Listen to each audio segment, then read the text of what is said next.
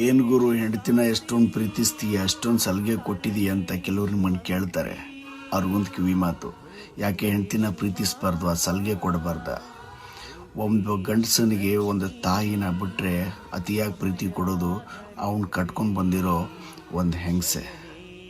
ಹೆಂಡತಿ ಅಂದರೆ ದೇವ್ರ ಸಮಾನ, ಹೆಂಡತಿ ಅಂದರೆ ತಾಯಿ ಸಮಾನ. ಒಂದು ಸಲ ಅರ್ಥ ಮಾಡ್ಕೊಂಡು ನೋಡಿ. ತಂದೆ ತಾಯಿ ಜೊತೆಗಿರುವಾಗ ನಾವು ತುಂಬ ಚೆನ್ನಾಗಿರ್ತೀವಿ.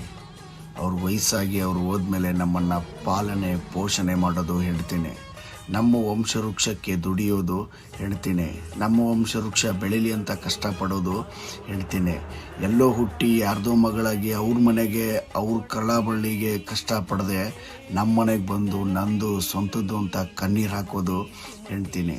ಅಂಥ ಹೆಂಡ್ತಿನ ಕೀಳಾಗಿ ಕಾಣೋದು ಯಾವ ಗಂಡಸ್ತನವೂ ಅಲ್ಲ, ಯಾವ ಗಂಡಸರಿಗೆ ಶೋಭೆನೂ ಅಲ್ಲ.